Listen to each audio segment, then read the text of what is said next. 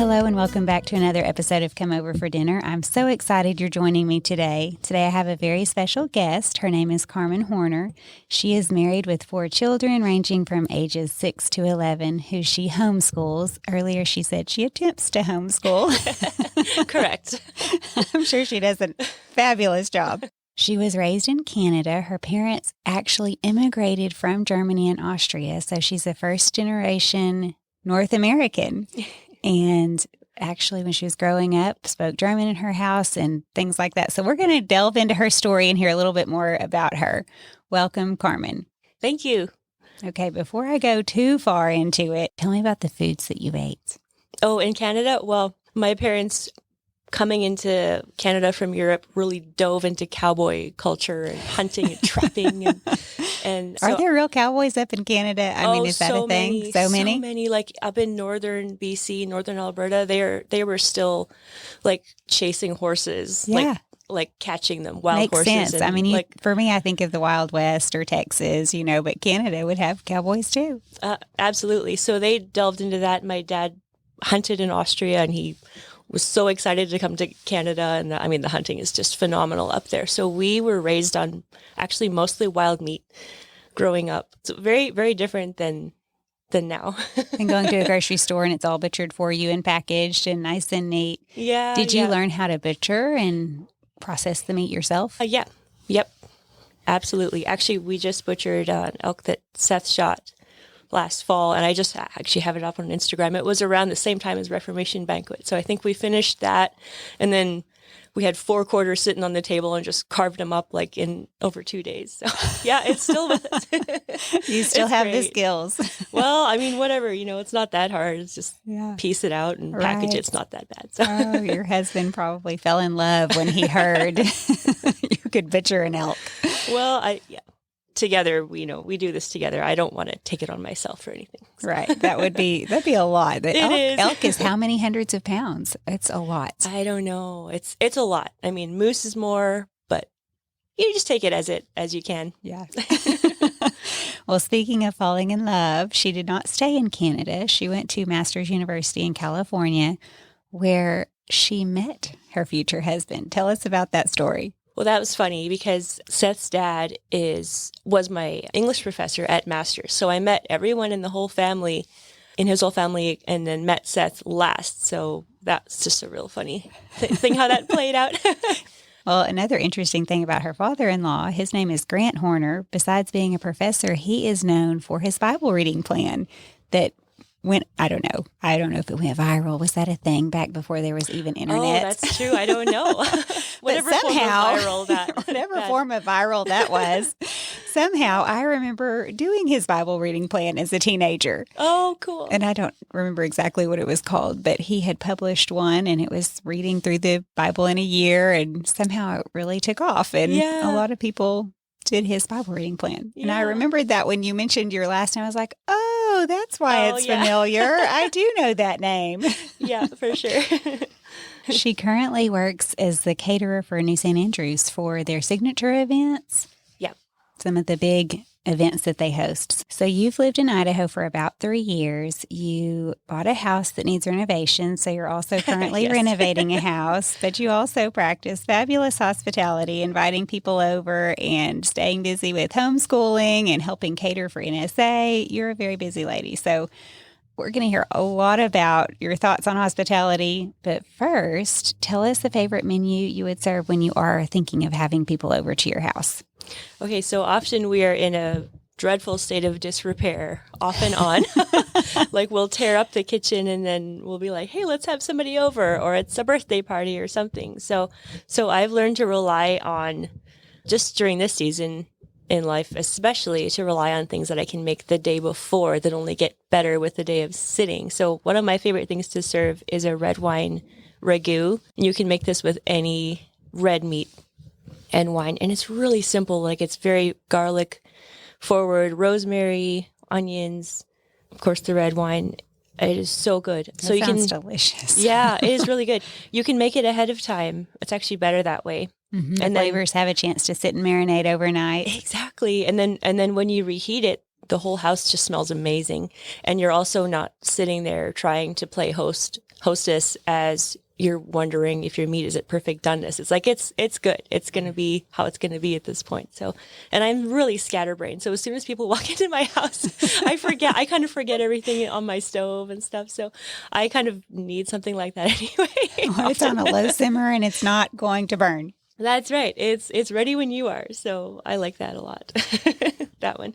And then, so that's a really good dish to customize for gluten-free people too, because I like to serve it over pappardelle pasta, like the thick ribbons. Mm-hmm. But if you have a gluten-free crowd, you can do like a brown rice pilaf, easily serve it over that. And then for the side, I like to do my veggies on the grill. I just think that's so yummy. And that's the one last minute thing where you don't have to concentrate too much. You just kind of pop out there and throw them in a grill basket. And so I do chunks of zucchini and red onion rounds. And then, those little red peppers, the sweet red peppers mm-hmm. that you can get in bags at the store. Like the mini bell peppers? The little tiny mini ones. Yeah. The sweet bell peppers. Exactly. So I just throw them whole into my bowl and I toss with olive oil, garlic, oregano, and like some seasoning salt. And that's it. And it's just, they are delicious. And they also sit very well. They hang out very well too. So they don't have to be hot. They can be room temp and taste amazing. Right. Or you can reheat them and they'll still keep their shape really well because you haven't blasted them to death. Mm-hmm. Yeah. Not just a pile of mush. So yeah, very, very practical solutions that also look pretty and they taste good. A little fire on food is the very best thing. So, and I like to serve that with crusty bread and garlic butter with a lot of parsley and butter and garlic in it. Just very simple stuff, but it's really good. So that's a good winter one. And then in the summer, we'll sometimes do something else. That sounds delicious. Yeah. Do you want I'm to hear hungry my now. Yes, go ahead. We're on the cusp of spring. By the time this episode airs, well, for a lot of people, it's already spring. I don't know that Idaho would say it's spring yet. Idaho is always like playing a game of chicken with you. It's like, is it spring? Because if you think it is, we'll dump you another snow. Oh, yes. My first year here, I made that very crucial error where the sun came out. It was beautiful. Spring is here and hope reigns eternal. And in your heart, you had released springness. Yes. And then fatal flaw. It turned. It was just a little hint. And then it was, another snowstorm, cold, rainy, who even knows? It was weeks longer. I think it's so humorous. I love this state so much. I love the funny spring thing. I think it's hilarious. Yes. You have to. Now we joke about the false spring. If there's a sunny day, just rejoice in it. That's right. Take Go it out for the one day. Yes. Realize it's one day. That's all you've got. For sure. Maybe two. And then it's gone. And spring for us comes late, but it is gorgeous when it finally arrives. Oh, it's and so summer worth it. Is just the best. It's so worth it. So if you want to visit, I would recommend those times the most. Yeah. But summer's almost upon us. So you mentioned you have a summer menu too. Yeah. And this summer menu plays into a really funny entertainment story or hospitality story, I guess, although it was very entertaining as well.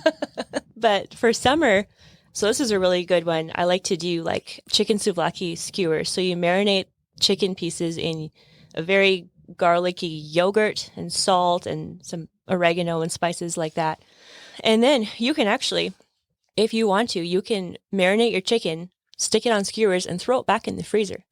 And then whenever you don't have time to prep or something, you just whip those out and thaw them and then they're ready to go on the grill. So that is a good tip for those. Yes. Yeah. And I like to serve those on a flatbread from Costco. They do like a stone fire. You can buy them in a package and they're actually really good. I like to make things myself as much as possible, but especially if you're like go and you just have to throw together a meal.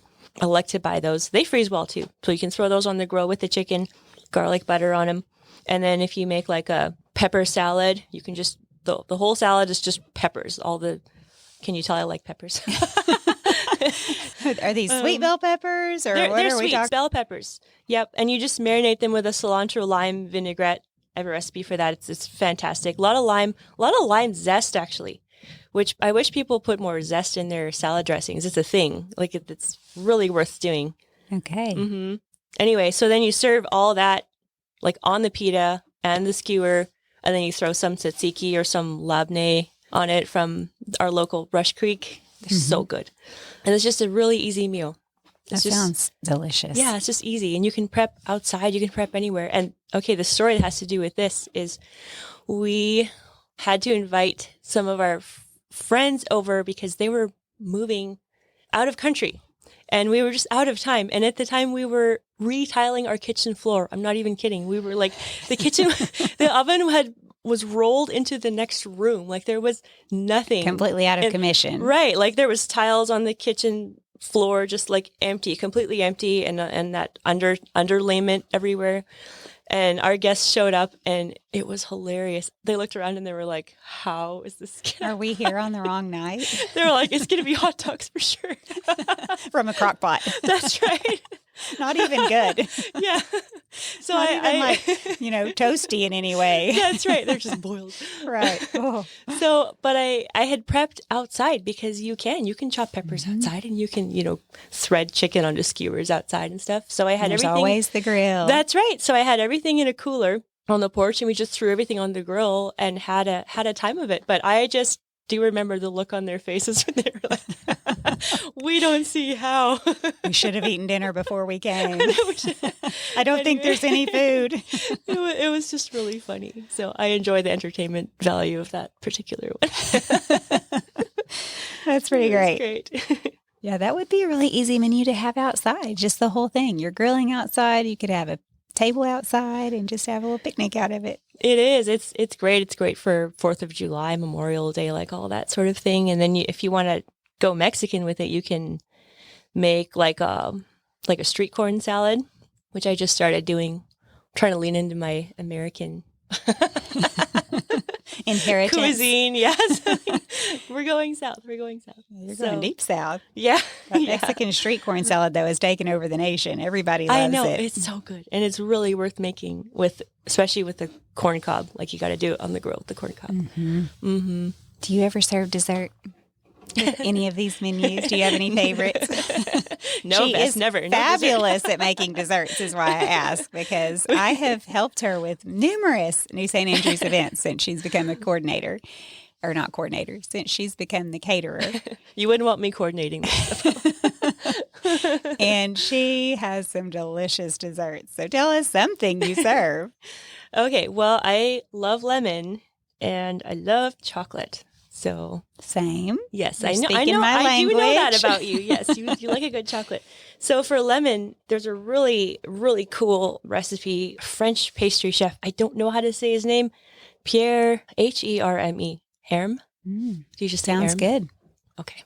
I wish I knew French to tell you, but it sounds like a pretty good rendition to me. Well, it's so he makes what he calls a lemon cream, and it kind of reminds me of a lemon curd. But then you make it, and it's got eggs in it, and then you basically like blend room temperature butter into it, so it becomes like a cream. So you can use it as a frosting for a tart. Or for a frosting for a cake, or for a filling for a tart. And I've done it both ways, and it's phenomenal. So that's a really cool thing to just kind of have hanging out in the freezer, even because butter, the high fat content that freezes really well, or in the fridge. And then if you're like, I'm going to have a supper Friday night, then you can make this cream sometime during the week and throw a quick tart crust together and then, top it with that. And you just thaw it out the night before? Yeah. Mm-hmm.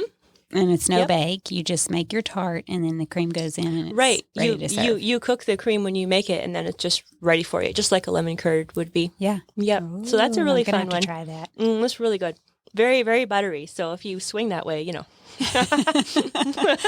going to be really rich. I definitely do. Do you take just a thin slice, or are you getting a full piece? Yeah. So you don't need much actually, because it's rich. It's very flavorful too. Mm-hmm. So that's a nice thing. That'd be a perfect end to the meal that you mentioned, because Ragu, right. I mean, I'm thinking more of the winter one where it's going to be very hearty and filling. And so you don't want a real heavy dessert.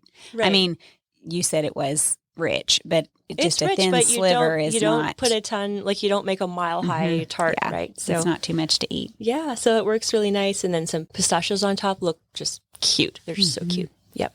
So that's a good one. And then chocolate, I mean, I don't even know where to start or end with chocolate. There's so many. You never end. There's so many things. I may not know where to start, but I know you never end. Yes, that part we've established, right? No ending. So I love a chocolate cheesecake, chocolate mousse, mascarpone, something like that. So I made a chocolate mousse cheesecake that I really like for Reformation banquet. The one with the ganache on top. Yes. Yeah. I do remember that. Yeah. So that's actually fairly simple, that one. And the trick to that one is when you're making your cheesecake, you pour heavy cream in it, but you whip the cream first and then you fold it in. And that's what gives it that texture when it's baking. So that's one I rely on to fall back on that one every now and then. And I like to have a cheesecake hanging out in the freezer. Cheesecake freezes very well. Yeah, except when they don't. Oh, so you have another story. Did you once pull one out that had just collapsed, or what happened? Well, we had a mishap at the Oh, kitchen. I remember do this? remember this. Yeah. Okay, you have to tell that story because she handled it so gracefully, but also I think one of her hot tips is just being prepared ahead of time so that you can reconnoiter. Yeah, I mean, You can just get back on your feet. Doesn't being a mom teach you this? Like, you have to expect stuff to go wrong. Like, you just have to. Mm-hmm. And if you can possibly anyway put yourself out a couple days in advance, with your prep and with your, just leave an extra day in there, a flex day, because something will go wrong. So the Reformation dinner for New St. Andrews is 400 people now, 300 and something. Oh, it's close to anywhere the 400s, from 250 to 400. Yeah. which even if it's under, you're preparing for probably 400 because you want to have enough food. You or have if to. extra people show up, or you just have to have a buffer zone. So one thing she did do ahead of time was make the dessert. All these beautiful cheesecakes that go on each table. I mean, it was a cheesecake for each table. She has them all beautifully frozen. Were they in the refrigerator or freezer? They were frozen. Frozen. Mm-hmm. Frozen. Tell us the rest of the story. Well, I relied on a freezer that was not on a good circuit, shall we say. So, and I didn't lose them all. I did not lose them all. So I lost, 15, 17, something like that. So, but it was a whole day. I made them in batches of 17. I remember for that. So but I had an extra day and I went in there and made another batch. So. Wow.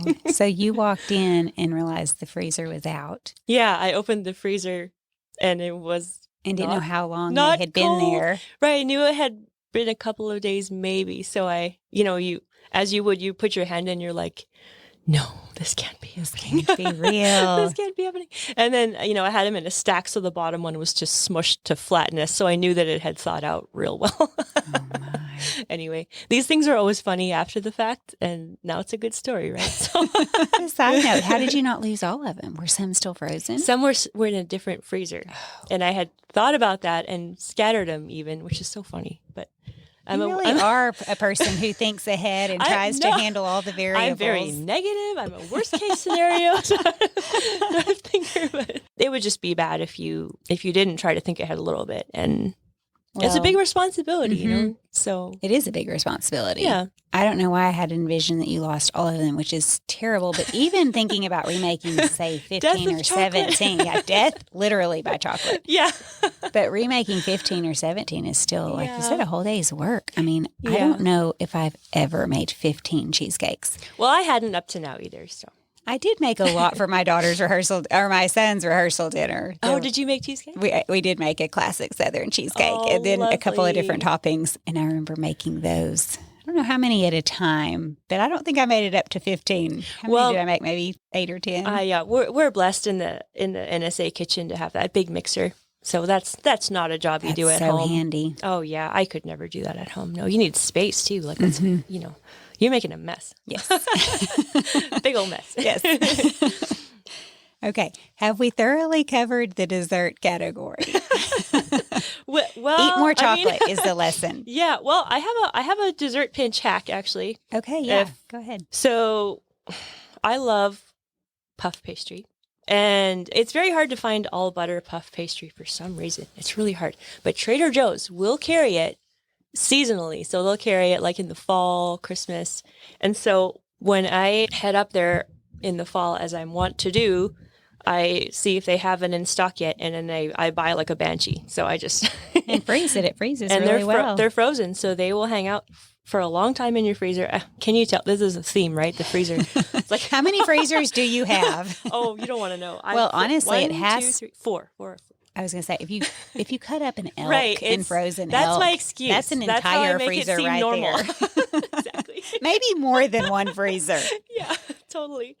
So if you're having if you're in a dessert pinch, I saw one of those packages of puff pastry, and then you just take a package of cream cheese, mix it up with some sugar, generous dousing of vanilla in your KitchenAid, and you just spoon that into squares of puff pastry, and then you just throw a jam on top, like apricot. My kids like apricot, sour cherry jam. Then you fold up the little edges, quick egg wash, coarse sugar sprinkle, and you bake it. And it's a Danish. You have a Danish in like probably 5 minutes.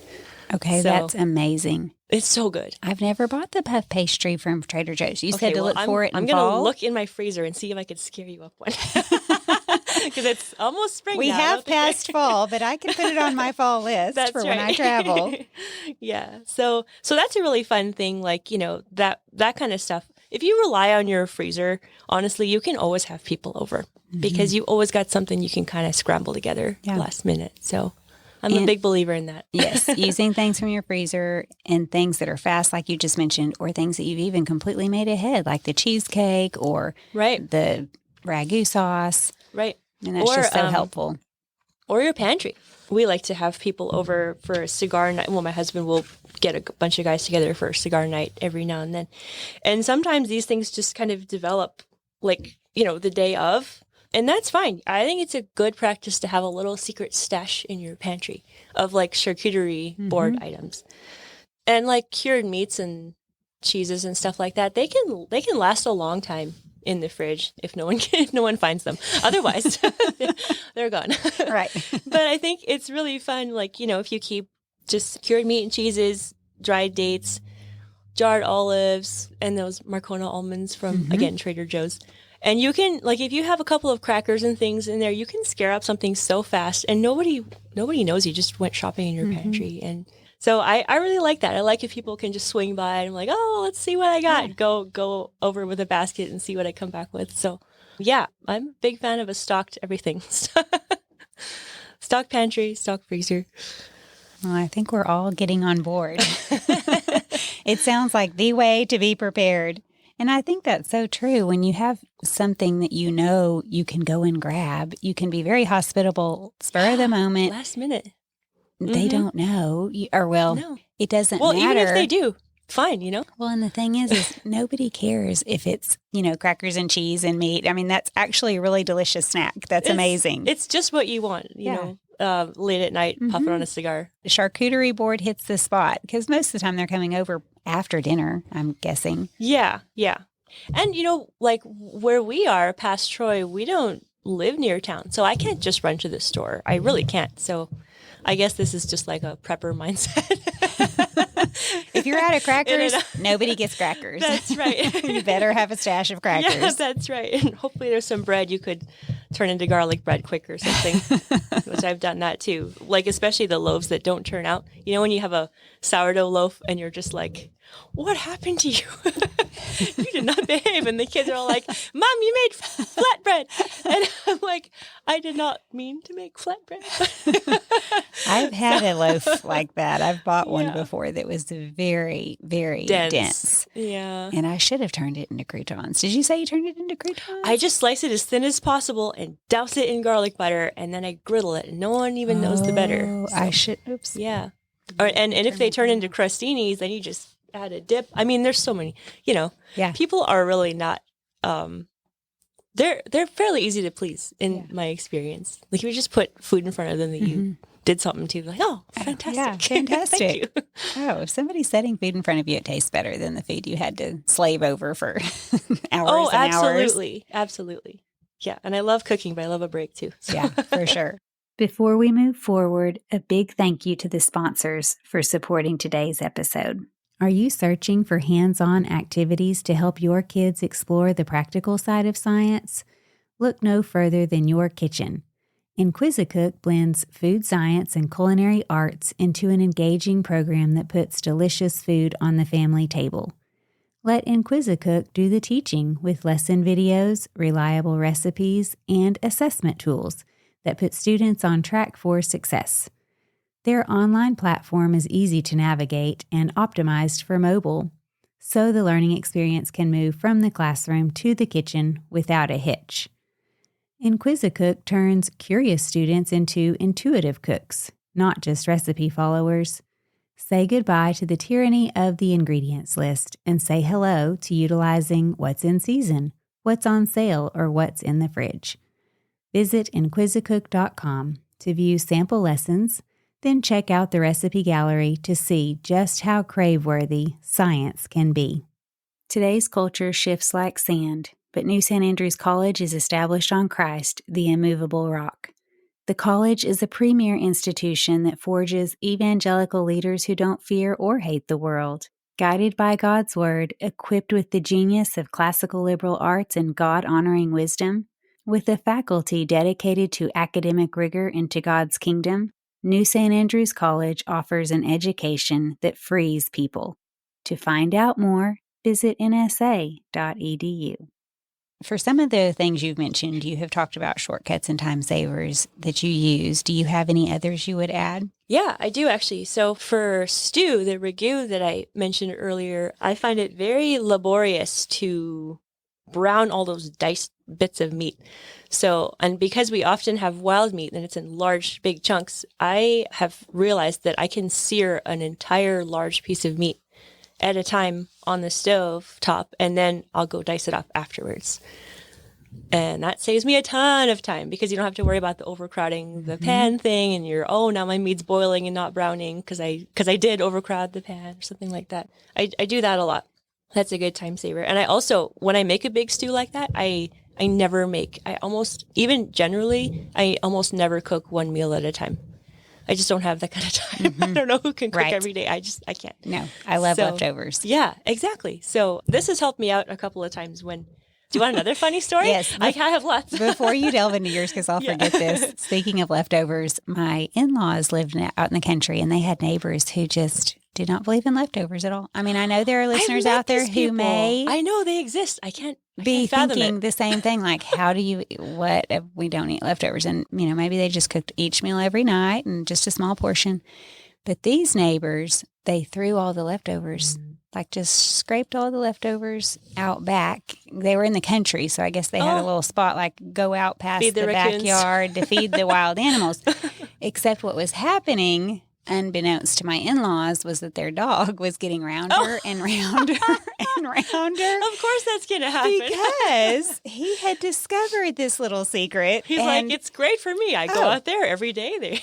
Every day for dinner. So they'd be feeding him dog food. I'm guessing he ate that too. No. I don't know. But he knew the leftover spot. So he becomes this great. round, rotund, like tube of sausage. And they can't figure out. They cannot figure out what is happening as they're giving this tiny little bit of dog food. And they're like, he needs to. Yeah. So they're feeding him less and less. And he's like, hey, that's great. I just wait till they. It's okay. I have the leftover ragu and noodles and. Leftover chicken strips, leftover, whatever they had for dinner, he was having it too. I don't know how they finally discovered this, but shame on us as a culture for all the food we throw. I hate it so much. If you just get a chicken, you can throw, if you do have leftovers, at least feed it to a chicken or something. Somebody's pig. Somebody has, somebody has wildlife, not wildlife, farm animals somewhere. Animals that could make use of it. You know this about me. I hate to throw things away. I'm bad. I the probably leftovers from the NSA events, we usually divvy up between whoever's working there, but sometimes we'll have a weird bag of it's a ton of parsley or something. Odds and ends or cabbage ends or something. Yes. Mm-hmm. And someone always inevitably asks, anybody have chickens? Yeah. We try. Who can eat the lettuce? That's right. Who needs parsley? A gallon-sized bag of parsley. I know, seriously. It is tough to feel like you're wasting. Same way. Oh, yeah. I always think, if we can afford to waste, then we can figure out a way to not also. Okay, back to your funny story. Oh, okay. So I was talking about never making one meal at a time. So when I make a ragu stew or something like that, I'll make a triple batch of it because I know we're going to eat it for leftovers or, mishaps, or I can take it to someone for a meal for new baby or whatever. So there's always like a thing you can do with cooked food, obviously. And so the last time I did this, I was making a big old stew, large Dutch oven, and we were having company over, and I had not met the family. So it was Seth's friend, and Seth thought maybe he's bringing his wife. And I'm like, okay, we don't know how many people, whatever, fine. So I'm setting the table. I'm like, babe, how many people was that going to be, just so I can set the place settings? And he's like, I don't know, I'll ask.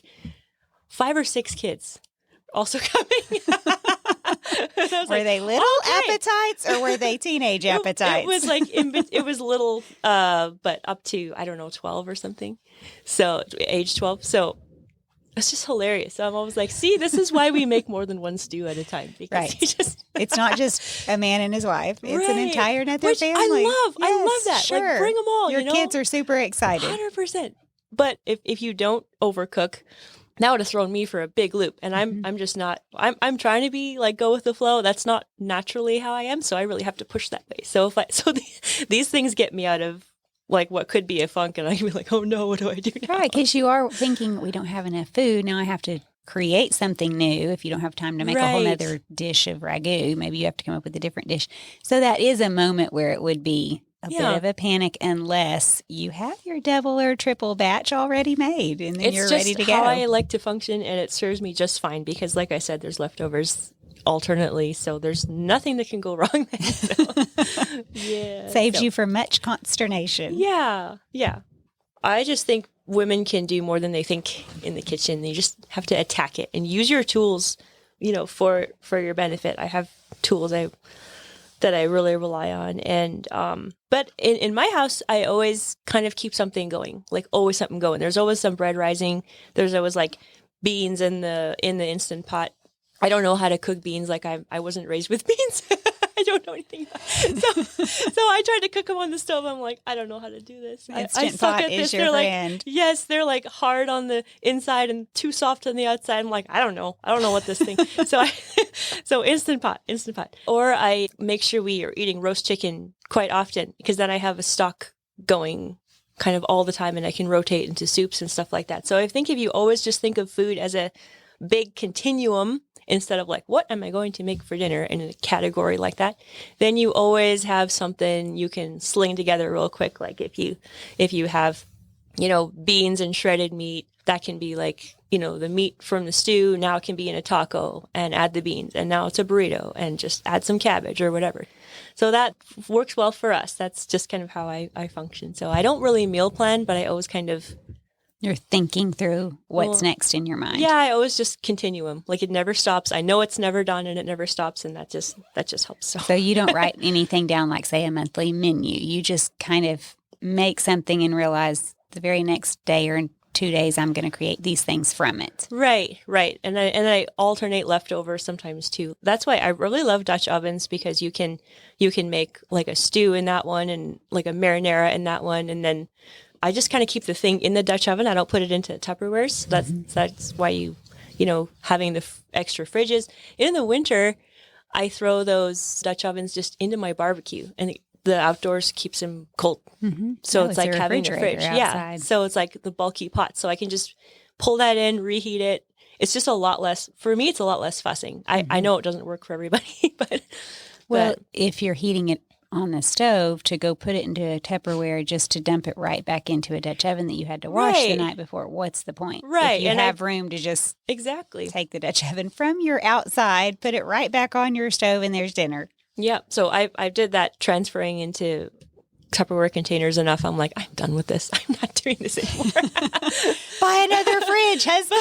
Yeah. Buy another fridge, and I need another Dutch oven. So, but they are good, and there is an amazing sale that I feel like people don't know about. The Staub website, Staub and Henkel's. Mm-hmm. They merged or something. The knives. Oh, I didn't know that. Yeah. So if you go on their website, they will have these pots for sale, and it's usually between Christmas and New Year's, because they're clearing out for the next year. But they will have like factory seconds pots, and they're called visual imperfections, and it's like where like the glazing didn't come on one tiny part of the underside of the handle. It doesn't affect the cooking at all. We are banging those things around anyway. I wouldn't mind that at all. Absolutely. And like these pots, like I have a 9-quart and a 13-quart. The 9-quart, that's those things are like hundreds of dollars, and you can get them for 40% off. Wow. So yeah, everybody go look. And okay. I'm not a Do rep they have for them, that all the time, the factory seconds, or do you have to look just between Christmas and New Year's? No, they have them all the time, but they really move them through right between Christmas and New Year. So take your Christmas money. Okay. Yeah, and when I got my pot, I looked all over. I couldn't even see what was wrong with it. I'm like, how is this a factory second? Right. This is like a perfect pot. We've done that with the dishwasher years ago. We went to Lowe's, I think it was, and there was some kind of scratch on the side. When my husband installed it, the side disappears into the cabinet. And so it was, yes. I mean, if you look for things like that, sometimes it just really doesn't matter. Oh, and make your money work for you like that, because you don't need to, like, their prices are insane, especially for stove. That's a good pot. That's a very high quality. Isn't it cast iron coated with enamel? It's enameled, yeah. Yeah, Le Creuset stove. They're phenomenal. So I recommend going and checking out when you can get a good deal on one of those, because they've never been used. They're brand new. And they'll last forever, a lifetime. So you can pass You'll them pass to them down to your children. You will. So I have a steady rotation of those going around. So in my kitchen and in my barbecue, as we've discussed. More uses for the barbecue than you imagined. Yes. Speaking of barbecue, do you have a gas grill?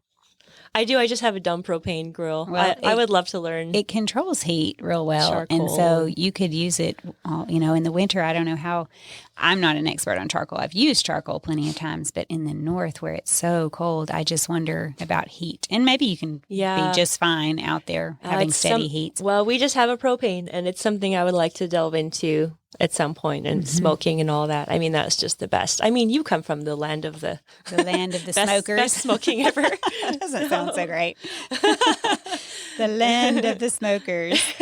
Yes, the land of barbecue. Texas, other states too. I'm trying to think where else there were some big, was it Tennessee? Anyway. Oh, yeah. Texas, all through there. Known for just different types of barbecue sauces and maybe their own style of barbecue. Yes. St. Louis ribs. You've heard of St. Louis ribs. And yes, I've heard of those. Is it Missouri? That's Missouri. Yeah. That's Missouri. So, just different states in the South are known, but Texas barbecue especially is just really well known. Oh, yes. I remember going with my twin sister and a bunch of kids. They still laugh about this because we went to Franklin Barbecue. Franklin Barbecue at the time was one of the most well-known spots. I'm sure it's still a really high-rated barbecue place.